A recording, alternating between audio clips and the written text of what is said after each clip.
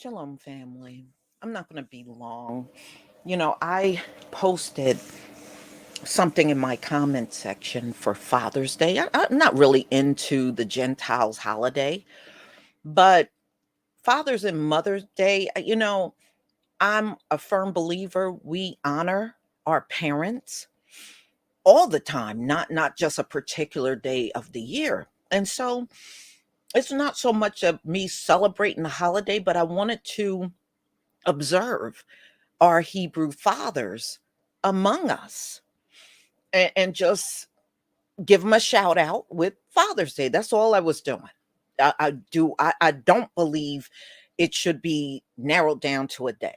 Absolutely. But I'm disturbed by some of the things that people wrote. Call no man father. I get that. When my dad was alive, I called him dad, like many people in this world. I called him dad. I didn't call him father. One of my close friends, she called her dad, she called him pop, you know? So we all had our thing. And when I had a friend years ago, and she was from Puerto Rico, and she called her dad Pappy.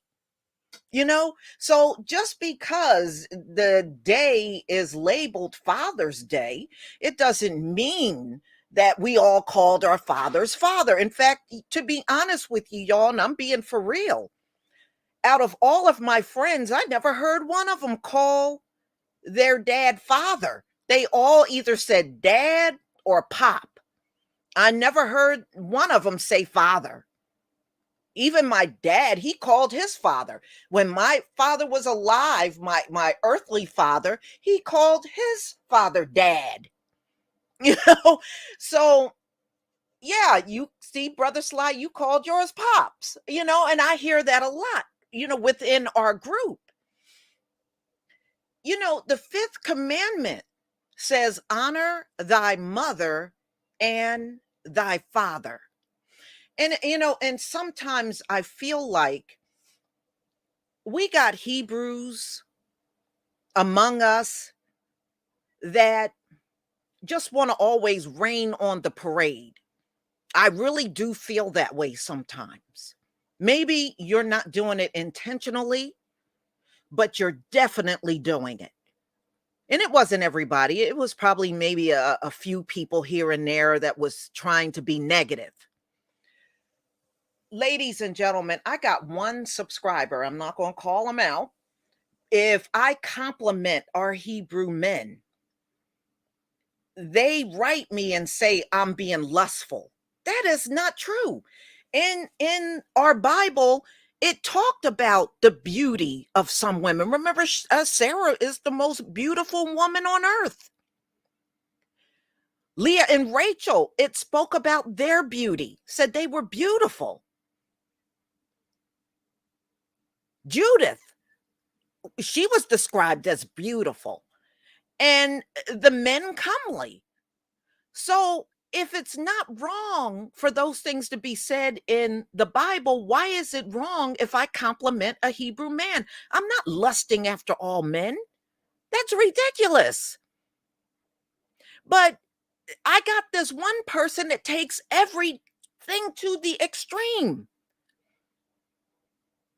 And I don't understand that. You actually sound like the Gentiles. Now, the Gentiles will go above and beyond not to compliment us because in their minds, that's keeping us with low self-esteem. I usually blow them off because I know what they're doing. So I just blow them the hell off. I don't care. That's not going to keep me with no low self-esteem. That might have been something somebody taught them, but that certainly don't have no impact on me because I don't pay attention to that stuff. But some of y'all, and I'm being for real, some of y'all sound just like them Gentiles that won't give you a compliment. You sound just like them. I mean, what has happened to us has been beyond sick. We have gone through hell and back. But I don't think we should see things as wrong when we just notice things about each other. I remember when I was a teenager, my father had a friend and he would come over and his name was Joe. Now, Joe was bald, but he wore a beard. And when I was younger, when I was way younger, I used to like men clean shaven. But his one friend actually changed my mind. This man, his beard was meticulous. I mean, he kept it trim, it was lined up nicely, it just looked good. So I'm a little girl. I was probably about 7 or 8 years old. I complimented him on his beard, and at that time in my life, his was probably the best beard I've ever seen on a man. So was that lustful? Because I just liked the way he groomed himself? I wasn't lusting after anybody at that age, but it was just nice the way he hooked up that beard. So I'm sorry, I just don't see nothing wrong. I remember my mother had a friend, and back then we were all in church. This woman used to wear the baddest looking hats I've ever seen in my life, and I complimented her on her hats. Was that lusting? There's going to be things about a Hebrew man and woman that I will like and admire, but it doesn't mean I'm lusting. I just don't understand what is wrong with us. So if I shout out the men, some of you got to come in the comment section to rain on the parade? Wow.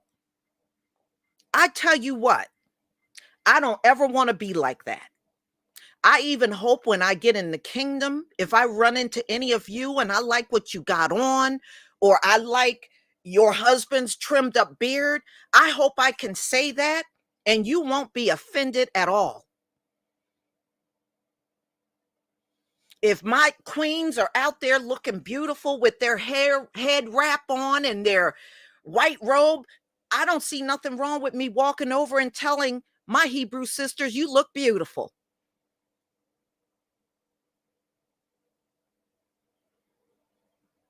My goodness, is it really that bad? I just hope that we can be above what Gentiles do. I really do, you know, but it's really sad to see stuff like that. So what do you recommend that,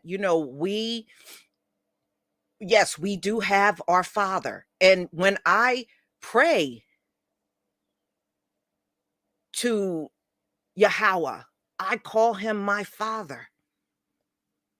And I don't call any man on this earth, I don't use that term father just for him. You know, I just hope we can break out of this. What if we're in the kingdom and we all got children and we like what your children got on? Or our Hebrew sisters hooked up their children's hair and their hair looks beautiful. We can't say nothing about that because Hebrew women, we can do some heads. Okay, we can do some heads for real.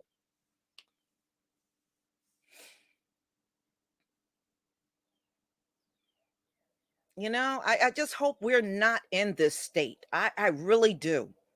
I really hope we can get beyond this. It's really sad. You know, um, just giving our men a little recognition is a problem to some of our people. That's pretty sad.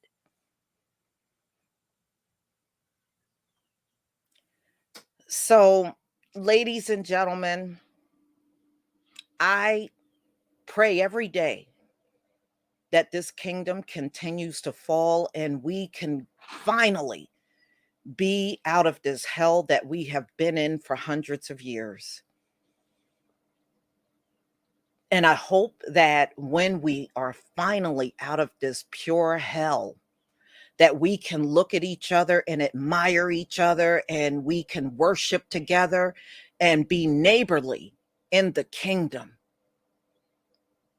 There is nothing wrong with positive reinforcement, especially since we had so little of it in this wicked kingdom. Plain and simple. So, ladies and gentlemen, I'm not going to keep you any further. I just wanted to express myself when I saw a few things earlier. And actually, the same thing happened last year, but I chose not to say anything. But this year, it's really getting under my skin with some of y'all. It's not even the majority of you, it's probably like two, three of them that are like that, but it's not most of you. Most of you are, you're pretty well grounded. Despite everything we've gone through, you're still pretty well grounded, and you're okay with us, saying something about the men that are around for their children. My father was around for me, and I'm always going to be grateful for that. My dad was there. We went on vacations. My father took me to his job. eh, you know and those are things I'm going to always remember for the rest of my life, and I wouldn't give those memories up for anything.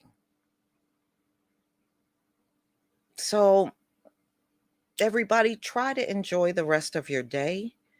And I actually put together a little slideshow on alligator bait, and I'm going to be probably doing that. I'll probably post it tomorrow, and we'll talk about that part of the history that many don't see. I have an actual shot, and that I want to show all of you, of a black baby boy that was removed from a tree by an alligator, and you can see the baby is like halfway in the alligator's mouth. Somebody actually snapped a picture of it, and I want y'all to see that. So I got it all together, so it's just a matter of posting a time when we can have that live stream.